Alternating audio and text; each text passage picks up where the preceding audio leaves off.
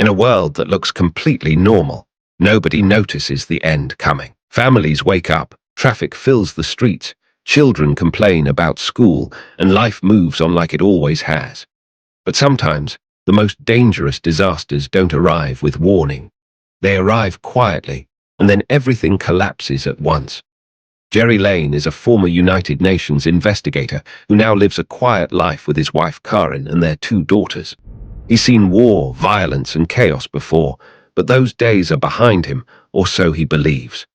On this morning, they're stuck in traffic in Philadelphia, surrounded by honking cars, frustrated drivers, and impatient pedestrians. Nothing seems unusual until it does. Suddenly, people begin screaming. A police officer runs past their car, firing his weapon. Vehicles start crashing into each other. A massive explosion erupts nearby, flipping cars like toys. Gerry steps out to understand what's happening, and that's when he sees something impossible. People attacking each other with animal-like violence. This isn't a riot. This isn't terrorism. This is something else. A man is bitten, and within seconds, his body convulses. His bones twist, his eyes empty. And then he attacks the nearest person with uncontrollable rage. Gerry realizes the terrifying truth. Whatever this is, it spreads unbelievably fast. Panic explodes across the city. Gerry fights his way back to his family, grabbing his daughters as chaos swallows the streets. The infected aren't slow. They aren't confused. They sprint, climb, and swarm like predators. Every second matters. One mistake means death. As they escape the city, Gerry begins asking the question that will define the rest of the movie. What kind of outbreak turns the world upside down in minutes? And how do you stop something that moves faster than fear itself? And this is only the beginning. That night, the Lane family hides in an apartment building, listening as the city outside collapses. Sirens fade, screams echo, and the power slowly dies. The world they knew is already gone. By morning, Gerry starts noticing patterns. The infected don't behave randomly. They don't waste time. They attack with a single purpose: to spread whatever has taken control of them. And once bitten, transformation happens in roughly 10 to 12 seconds. No time to scream, no time to say goodbye. When one of their neighbors turns, Gerry barely manages to save his family. The danger is now everywhere, even inside so-called safe spaces. There is no hiding, only running. Soon, a UN helicopter arrives. Gerry is not just a civilian. His past experience makes him valuable. The military needs his mind, not his strength. Because weapons can't stop a plague that ignores fear and pain. They're flown to an aircraft carrier in the Atlantic Ocean, where what remains of the world's governments are desperately trying to understand the outbreak. Satellite images show cities falling in hours, nations collapsing overnight.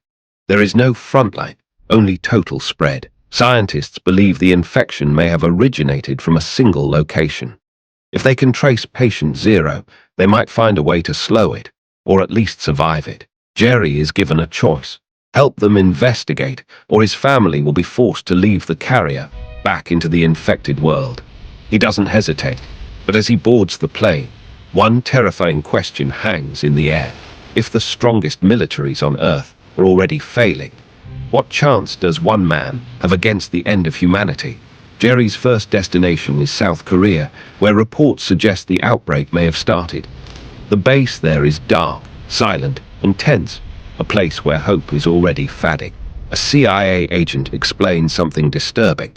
The soldiers believed the outbreak was caused by rabies. Acting on fear and bad information, they destroyed every living thing that moved: people, animals, even potential witnesses.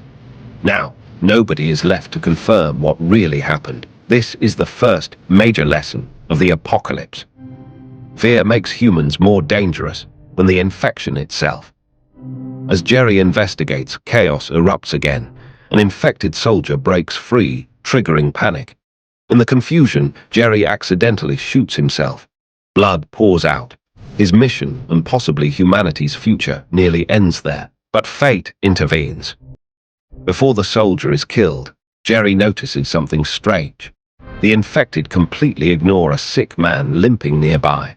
Not because they didn't see him, but because they chose not to attack him. This moment plants a dangerous idea in Gerry's mind. The infection is selective. It doesn't attack everyone. But why? As he's rushed back to the aircraft carrier, the mystery deepens. Why would a virus designed to spread avoid certain people? And what does it mean for survival? Israel is one of the few places still standing.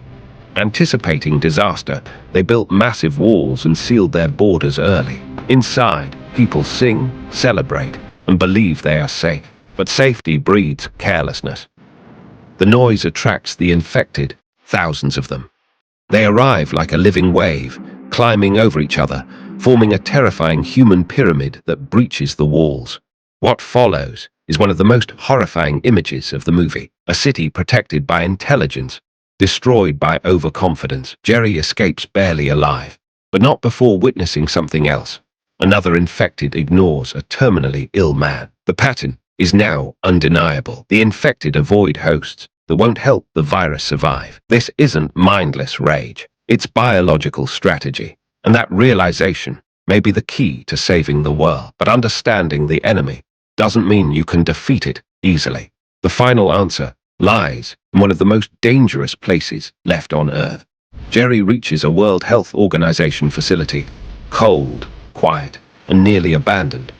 Inside are deadly pathogens capable of wiping out humanity if released. Here, the truth becomes clear. The virus doesn't want to kill everyone. It wants to spread efficiently. People who are already sick are bad hosts, so the infected ignore them.